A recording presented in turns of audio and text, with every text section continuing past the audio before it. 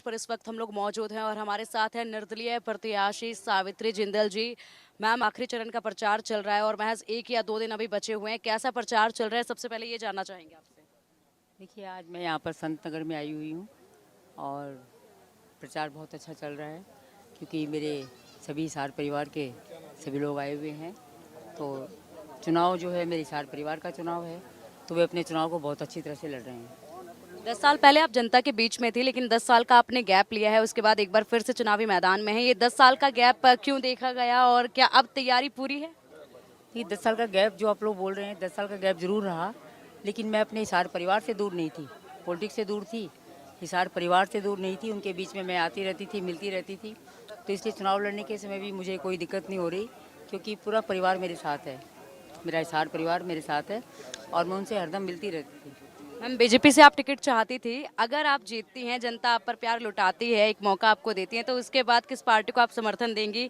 BJP अगर आपको न्योता देती है तो क्या उसके बाद, जीतने के बाद, आप बीजेपी में जाएंगी? देखिए, सबसे पहली बात तो ये है कि पहले तो हम लोग अपना चुनाव बहुत अच्छी तरह से लड़ना चाह रहे हैं। जब चुनाव जीत जाते हैं तो मैं सिर्फ और सिर्फ यही कहना चाहूँगी कि जो मेरे हिसार परिवार की मर्जी होगी मैं वही करूँगी और मैं अपने हिसार के जो हमारे मुद्दे हैं उनको विधानसभा में ज़ोर शोर से उठाऊँगी और अपने हिसार के लिए जो मैंने भी सपना देखा है, जिंदल साहब ने भी सपना देखा था कि हमारा हिसार बहुत सुंदर और विकसित शहर हो, उसके लिए प्रयास करूँगी। हम हिसार सीट से बहुत सारे प्रत्याशी जो हैं वो चुनावी मैदान में हैं, निर्दलीय भी हैं और कांग्रेस, बीजेपी और आपके बीच में त्रिकोणीय मुकाबला बताया जा रहा है। आप टक्कर में सबसे ज्यादा मजबूत किसको देखती हैं? वो तो देखिए आप लोग बता सकते हैं क्योंकि मैं कहूँगी कि मैं मजबूत हूँ, बाकी सब भी कहेंगे कि हम लोग मजबूत हैं, तो वो तो आप लोग बता सकते हैं कि कौन मजबूत है। डॉक्टर कमल गुप्ता को बीजेपी से मौका मिला, जनता ने उन पर अपार प्रेम जताया था पिछली बार। क्या लगता है कि जो काम हिसार में होने चाहिए थे उनके समय में हुए? देखिए, काम की तो मैं बताऊँ, पहले जब 10 साल पहले मैं थी तो सीवरेज लाइन वगैरह उस टाइम डलवाई गई थी।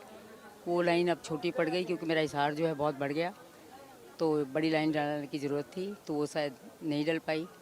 तो मैं तो यही कहूँगी कि मैं आने के बाद जो मूलभूत सुविधाएं हैं, जैसे सड़कें टूटी हुई हैं, पानी की निकासी का प्रबंध नहीं है, आप देखेंगे कहीं कहीं गलियों में अभी भी पानी भरा हुआ है और सीवरेज का पानी है, तो मच्छर हो गए, लोग बीमार हो जाते हैं। तो मैं कोशिश करूँगी कि मेरे हिसार वालों को सारी सुविधाएं मिलें, कोई भी कमी ना रहे और कम से कम मूलभूत सुविधाएं तो सारी मिलें। हम आपके बेटे बीजेपी में हैं और बहू जो हैं प्रचार प्रसार में आपके साथ जुटी हुई हैं। क्या कमी उनके प्रचार में आपको खलती है, क्योंकि वो नजर नहीं आते हैं आपके साथ प्रचार में? हो सकता है बीजेपी में इसलिए यहाँ पर नजर ना आ रही हो। देखिए, वो पार्टी से जुड़ा हुआ है, तो पार्टी जो उसको कहेगी, आदेश देगी, उसको वही करना चाहिए और कर रहा है। बाकी सारे बच्चे यहाँ पर साथ है, फिर पूरा मेरा हिसार परिवार साथ है, तो सारे लोग लगे हुए हैं। मुझे तो पता ही नहीं चला कि कौन कहाँ पर क्या कर रहा है। मुझे कहीं बुलाते हैं, मैं वहाँ चली जाती हूँ, बाकी सारे लोग कर रहे हैं काम। हम हिसार की एक तस्वीर जो आपने सोची हो कि अगर आप जीते तो हिसार को इस तरीके से देखना चाहते हैं, ऐसे काम करवाना चाहते हैं, वो तस्वीर आपसे जानना चाहेंगे हिसार की। सबसे पहले तो मैंने आपको यही कहा कि जो हमारी मूलभूत सुविधाएं इस समय चरमराई हुई हैं उनको सबको ठीक करवाऊँगी, जिससे कि लोगों को आने जाने की सड़कें ठीक हो जाएँ, सीवरेज व्यवस्था ठीक हो जाए, पानी की निकासी हो जाए कि घरों में पानी ना घुसे, गलियों में पानी ना रहे, सीवरेज ओवरफ्लो होकर सब जगह बदबू हो रही है, मच्छर हो रहे हैं, इस समय कई जगह डेंगू फैल रहा है, तो वो सब ना हो। सबसे पहले तो मेरी यही होगी कि मूलभूत सुविधाएं सारी जो हैं वो ठीक से हम करवा सकें, जिससे कि लोगों को राहत मिले।